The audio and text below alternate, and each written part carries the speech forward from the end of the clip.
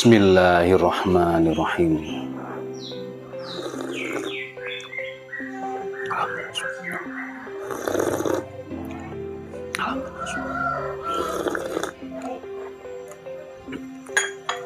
Alhamdulillah. Halo, assalamualaikum warahmatullahi wabarakatuh. Alhamdulillah, sahabat-sahabat GSN dimanapun Anda sedang berbahagia. Tanggal 11 Zulhijjah, masih hari kedua Idul Kurban.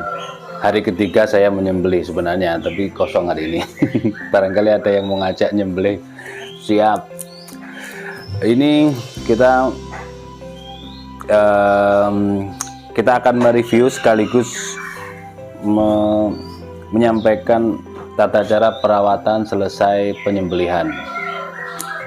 Nah, kemarin itu euforianya para pemain Idul Kurban menyembelih dengan berbagai cara dan karakternya. Kemarin, hari ini, dan besok insya Allah banyak sekali status-status tentang penyembelihan, baik itu sembelih sapi maupun sembelih kambing, dan macam-macam lah tentang terkait dengan Idul Kurban, dengan berbagai macam bentuk bilahnya, ukurannya, dan lain sebagainya.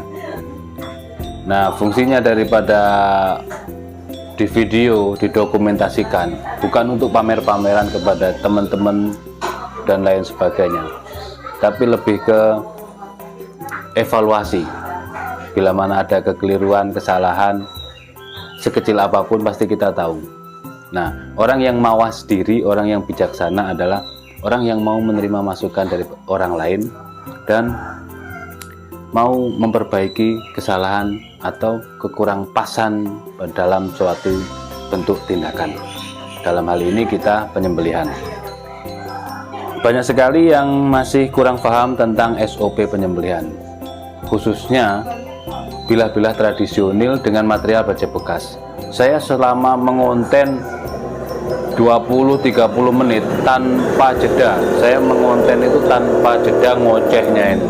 Karena apa? Ilmu yang akan saya sampaikan supaya benar-benar nyampe kepada pemirsa. Kalaupun toh ternyata masih ada yang salah, masih ada yang keliru, masih ada yang komplain dan lain sebagainya, coba diraba hatinya sendiri, dirasakan. Saya ini sudah menyimak betul-betul apa tidak? Kesalahan saya di mana? Seperti itu. Jangan suka menyalahkan orang lain, tapi raba diri hati sendiri. Seperti itu. Nah, SOP yang perlu saya tekankan, SOP penyembelihan ini yang perlu dan diingat-ingat sendiri. Ketika hendak menyembelih, disetroping. Ini sudah masuk ya. Ketika hendak menyembelih, disetroping. Selanjutnya, dipakai menyembelih, selesai,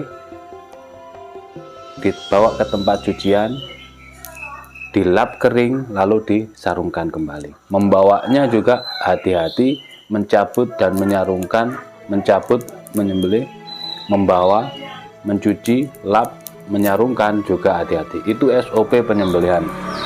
Nah, di sini dari satu tas yang isi penuh dengan golok, pisau, tapi jenis pisau, karena saya lebih membawa seluruh model pisau dengan berbagai ukuran dan material, karena saya sebagai eksekutor ini dituntut untuk menjadi leader atau kepala, ketua atau pemimpin dalam sebuah proses penyembelihan. Karena di situ kita tahu hiruk pikuknya orang Idul Kurban mau menyembelih itu lebih banyak mengeluarkan okol daripada akal. Nah, di sini kita selaku eksekutor yang sudah belajar baik di YouTube maupun di tempat-tempat pelatihan penyembelihan, saya di YouTube mencorong, saya di YouTube menyampaikannya, Anda sebagai pemirsa mendengarkannya, menyimak dengan baik. Nah, di situ kita harus lebih tahu, lebih bijak daripada mereka yang hanya datang bermodalkan tenaga saja. Nah, di sini kadang-kadang malah orang yang membantu ini malah ngeriwui, bahasa Jawa ini, malah menyusahkan. Giliran kita mau narik tambang, membenarkan ikat kepala, dia malah memegangi, lepas, ini dan lain sebagainya. Itu fenomena hiruk pikuknya Idul Kurban banyak sekali. Nah, kita membawa banyak pisau, itu SOP tetap, meskipun bilah baja premium. Di sini saya kemarin ada bawa satu tas, tapi yang saya pakai, yang saya selipkan di ikat pinggang saya, ini ada 4 di ikat pinggang, ada 4. Ini masih dalam rangkaian supaya pemirsa ini tahu yang saya bawa itu apa saja.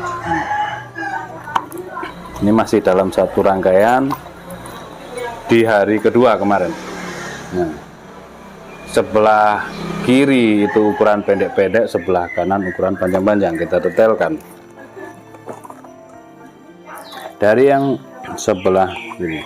Nah, ini yang official merah putih half tang saya pakai di hari kedua kemarin, atau hari pertama Idul Kurban kemarin. Materialnya baja Bohler K110. Ini di akhir-akhir dia banyak tampil. Nah, ini bagaimana kalau ternyata bilah yang kita miliki itu bukan baja modern, tapi baja bekas. Harus dicuci dengan air sabun. Terkadang setelah selesai penyembelihan, malamnya dicek kenapa ada warnanya berubah, kenapa ada noda bekas darah ini tidak bisa hilang dan sebagainya. Nah itu berarti cara mencucinya kurang bersih kemarin pakai sabun. Kok pilok? Coba pakai WD 40. WD 40 banyak kita dapatkan di bengkel-bengkel sepeda motor. Ini kan kemarin begitu ramenya menyembelih dan saya semua yang menyembelih kambingnya, sehingga ada banyak bilah yang akhirnya turun yang ada di pinggang saya, termasuk yang ada di selopokan sepatu boot saya yang ini akhirnya turun juga dia. Terus yang buat seset saya turunkan juga karena kecil ternyata enak, kecil ternyata enak. Nah kita semprot dengan WD, kita coba lihat bisa berhasil atau enggak, bersih enggak.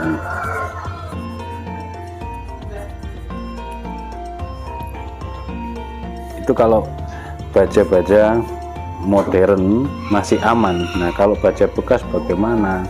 Ini kan lebih susah. Kan bisa bersih.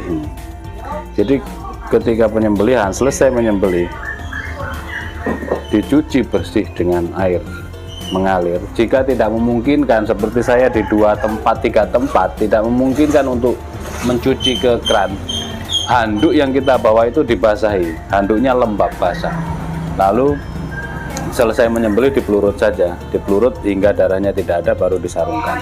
Itu lebih aman daripada masih berlumuran darah kita usapkan di hewan kurban dalam posisi masih sakaratul maut gitu, selesai disembelih kita lapkan. Jangan sampai seperti itu.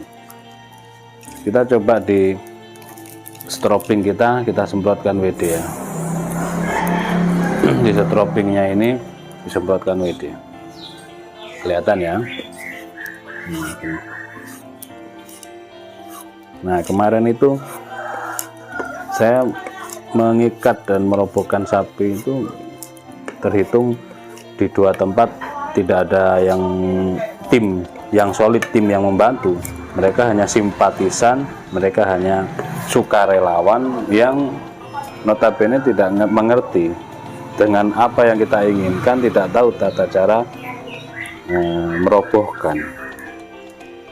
Nah ini ada ciping-cipingnya dikit, ada ciping-cipingnya dikit.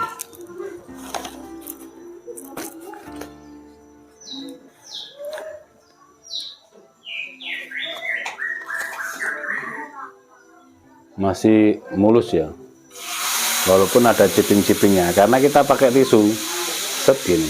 Nah, masih mulus, empuk, halus, tajamnya karena pakai tisu. Tapi coba kita pakai kertas HVS, perhatikan.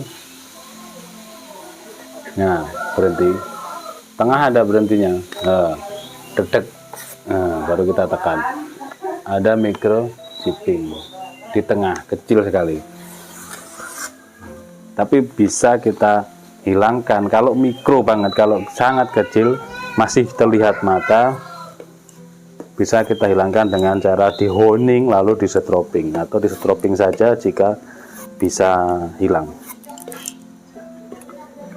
Nah ini karena di sudut-sudutnya ada darah yang mengering, maka kita semprot dengan WD 40 atau pakai singer oil. Lalu untuk penyimpanan diolesi krim oles bilah di seluruh permukaannya, seret semuanya. Selanjutnya di wrapping, saya lupa tadi nggak bawa wrapping. Wrapping itu plastik yang kita buat membalut ketika sahabat-sahabat GSN dapat kiriman dari kubu GSN. Itu di wrapping, di plastik, di semuanya rata dari ujung hingga handle semuanya. Bila perlu dilapisi, didobel. Setelah dikrim, kasih krim, lalu dimumi lah gitu. Selanjutnya disarungkan, gini. Insya Allah dalam penyimpanan jangka waktu panjang sampai 7 bulan pun aman kalau caranya seperti itu. Selanjutnya ini kemarin juga sempat tampil kita, pendek ini buat nyembelih enak banget, gaya begini, mau gaya tarik, mau gaya dori, enak banget. Pendek untuk sembelihan kambing yang ukuran sedang terus tidak membutuhkan lubang, pendek. Tapi meskipun pendek kecil, ini materialnya baja Bohler N695. Kotor karena terakhirannya kita pakai untuk nyeset dan lupa tidak kita bersihkan. Nah, bagaimana caranya? Ya kita semprot dengan WD. Ditatakan stroping, kita semprotkan, lalu kita ratakan dulu. Kita ratakan. Nah, ini kan basahnya kan masuk ke sini. Kita ratakan dulu. Selanjutnya kita lap dengan kain gombal. Kita lap, bisa hilang enggak? Itu kalau tidak bisa hilang berarti harus diasah. Tapi karena ini baja sekelas stainless steel, maka lebih aman. Noda itu hanya noda tapi bisa menghilang. Beda dengan di baja bekas. Kalau baja bekas dia noda ini nggak bisa hilang dan akan masuk menempel ke pori-pori karbon bajanya. Adik sudah mulai bangun ini, adik.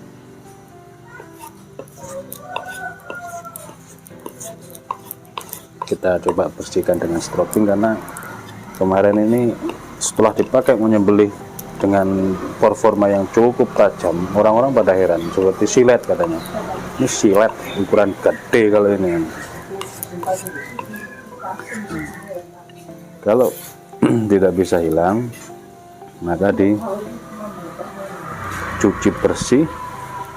Masih tidak hilang berarti turun ke batu asahan.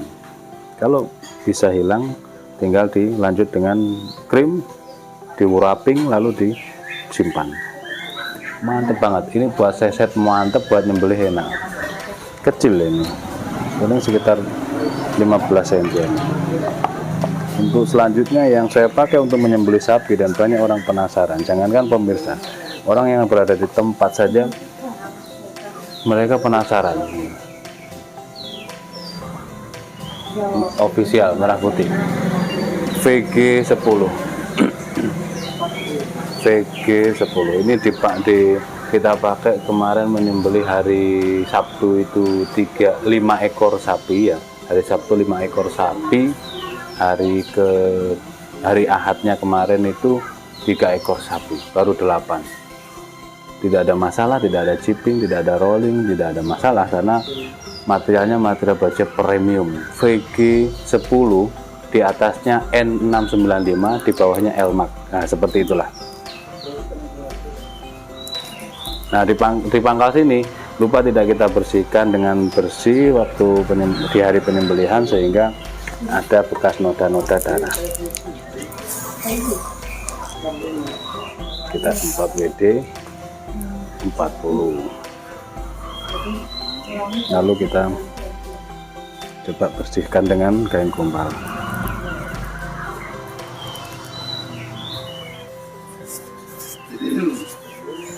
Yang perlu diperhatikan untuk para pemain tahunan, untuk yang VG10 model strike seperti ini, handle-nya ebony wood, ada merah putih official dan half tang ya, separuh tang, half tang total ini, atas bawah. Ada yang atasnya saja, bawahnya tertutup. Ini ada ukuran 17 cm, 20, 25 dan 30, gede, dan ini lebar pangkalnya, lebar untuk mau dorong tarik enak. Lebih simple, kita bisa handling pergerakan kita yang cukup aerodinamis, tapi tetap kita membawa bilah yang tajam. Sekali roboh diikat, terakhir ikat kepala kencang, kita sebut nama-nama yang berkorban langsung, jadi cepat. Prosesnya jangan sampai kelamaan, maksud saya begitu, dari posisi roboh hingga penyembelihan siap dieksekusi, jangan sampai lebih dari 15 menit itu. Selanjutnya saat menyembelih jangan sampai lebih dari 5 detik. Saat menuces itu jangan sampai lebih dari 5 detik, harus cepat. Itu pakem eksekusi. Pakem itu apa? Ada yang masih tanya pakem itu ya patennya. Masih belum tahu paten ya, harus banyak belajar lagi. Ya, istilahnya itu waktu yang dibutuhkan gitu ya, pakem atau paten itu. Kalau pakem itu sudah tetap monoton ya, gitu-gitu aja, itu pakem, monoton. Nah, orang bilang monoton. Pakem itu sebuah kayak semacam pekerjaan atau dan lain-lainnya. Jadi saat sapi sudah masuk tempat eksekusi hingga siap untuk dieksekusi itu 15 menit lah maksimal, 15 menit. Jelas, jangan sampai lebih dari 5 detik, 3 detik saja. Nyeset baru 20 menit lah nyeset. Tapi itu tergantung orang yang nyeset. Selanjutnya ini kemarin juga sempat tampil.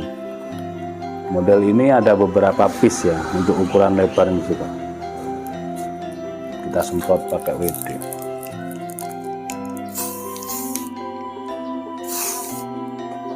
Agar aman.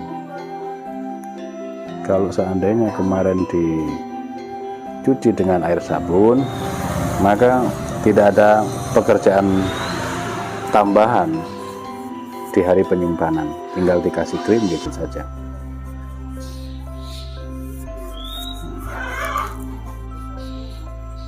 Ini aja baja premium, apalagi kalau baja bekas yang cepat sekali berkaratnya.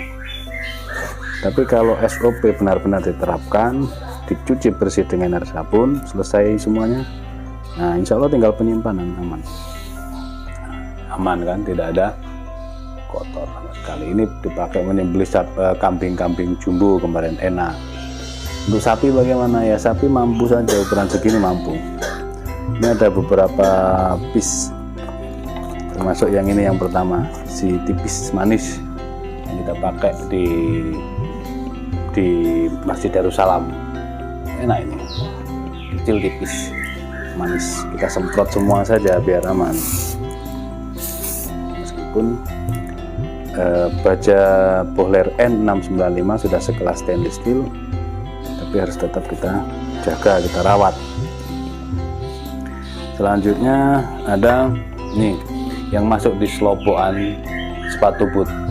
Alhamdulillah enak, posisi di sepatu boot begini enak, kita tetap pergerakan kita dengan kuda-kuda duduk, kuda-kuda setengah berdiri dan sebagainya, kita tetap enak. Model candung handle Galesono keling di pin. Bahkan kemarin kita juga membimbing seseorang yang berkurban untuk menyembelih sendiri pakai yang ini. Enak banget, dipakainya itu enak, tajamnya mantep. Ini satu-satunya ini N695, belum kita bikin lagi model seperti ini, model ujung candung. Tapi ini kemarin rupanya sempat mengena di tulang rupanya. Ini ada jipping dan rollingnya. Coba kita stropping ya, barangkali masih bisa diselis tisu. Nah, untuk ukuran sembelihan kita itu harus diselis tisu. Kalau belum bisa selis tisu bagaimana? Ya diselis kertas, diliuk-liukkan, diselis kertas bisa halus, itu sudah cukup, berarti sudah tajam halus.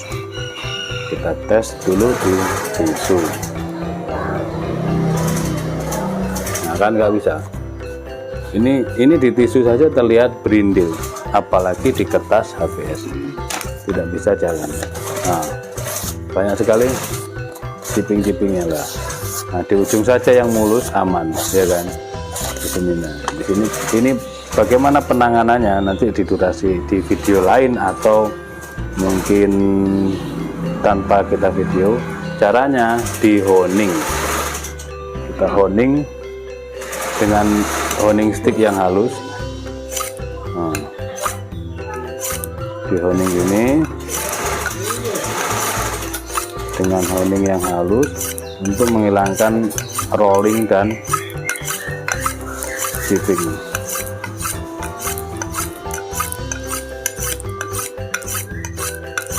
Ini penting, perlu dan wajib alat ini, honing stick yang halus ya. Nah, honing sendiri itu banyak grade-nya, sama kayak batu, sama kayak kertas gosok, mulai kasar hingga halus. Bentuknya juga macam-macam, ada yang bulat, ada yang oval. Nah, ini kan penting, harus punya. Bahkan ada yang harganya jutaan juga. Di GSN ini ada. Kalau yang ini mengandung magnet. Nah, kalau yang ini Bohler K110, coba kita lawan dengan N, karena N ini kan keras ya, N695 ini keras. Jadi kita temukan dia dengan Bohler K110. Yang ini harganya 650 untuk yang honingnya saja. Yang dulu materialnya D2 itu harganya 850. Tapi memang kualitasnya mantap untuk para pemula. Nah, selanjutnya ini masih ada rolling-rollingnya dikit, memang keras baja ini.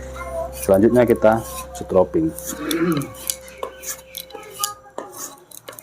di setroping untuk menghaluskan mikrobur yang tadi itu.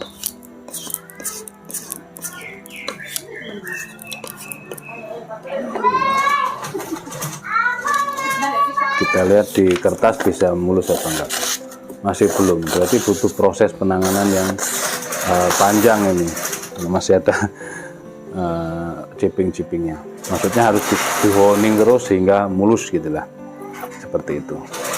Kalau pakai batu bagaimana? Bisa pakai batu, silahkan pakai batu asahan, gridnya disesuaikan yang mulus. Dan yang terakhir ini, alhamdulillah ini bisa memberikan edukasi kepada takmir di 2 tempat, 3 orang yang kita edukasikan dengan ini. Bohler N695 hidden tang, handle-nya kelengkeng, satin polis, serat bajanya indah banget. Ini 29,5, 29,5 kelihatan gede gini ya, kayak 30 cm, karena dia juga lebar. Ini dipakai menyembelih untuk melatih orang-orang pemula yang belum pernah menyembelih. Seret, enak. Tarik gini, seret, turun lagi, tarik lagi, lepas, seperti itu. Jadi 3 kali gesekan dari bawah dipangkal, kan ini panjang jadi enak.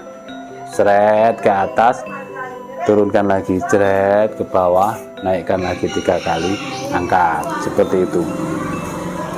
Alhamdulillah bisa 3 orang yang kita kader kemarin 2 hari di 2 tempat, sehingga terus kelak bisa kita sudah nggak mempan lagi di tisu dia.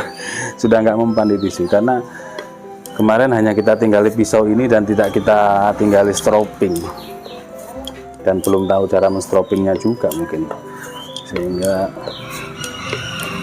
orang itu kan kadang belum paham ukurannya, belum paham ukuran yang dia harus pakai, belum paham ukuran ketajaman, belum paham bagaimananya, apa yang harus dilakukan.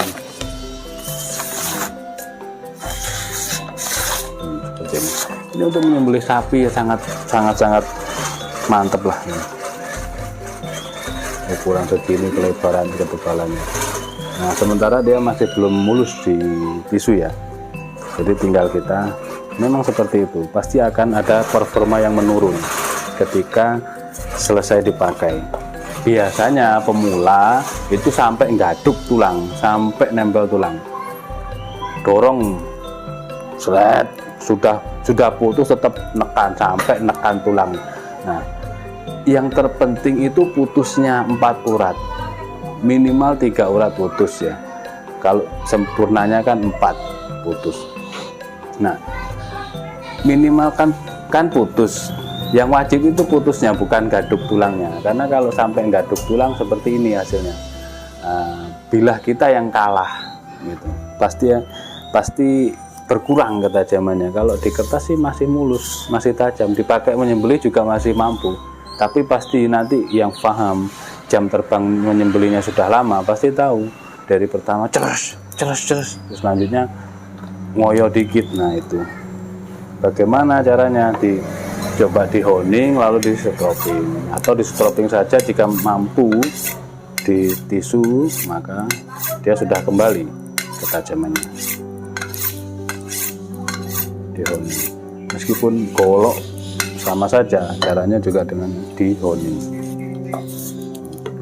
topping untuk menghilangkan mikroburnya.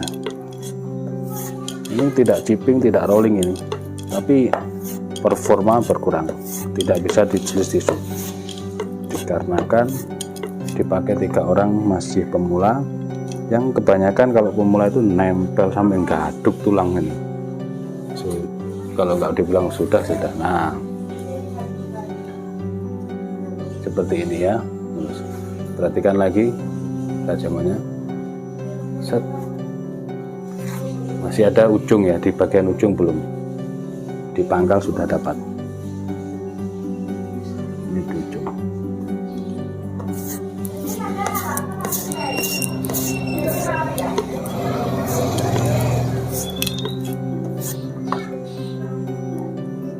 Perhatikan.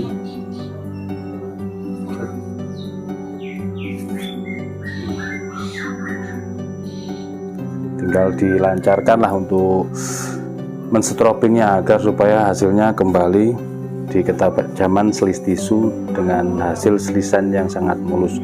Mungkin seperti itu yang bisa kami sampaikan, ada kurang dan lebihnya mohon dimaafkan. Mudah-mudahan bermanfaat. Ini cara perawatan bilah pasca sembelihan.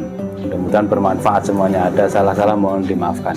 Akhiran walafuminkum. Wassalamualaikum warahmatullahi wabarakatuh.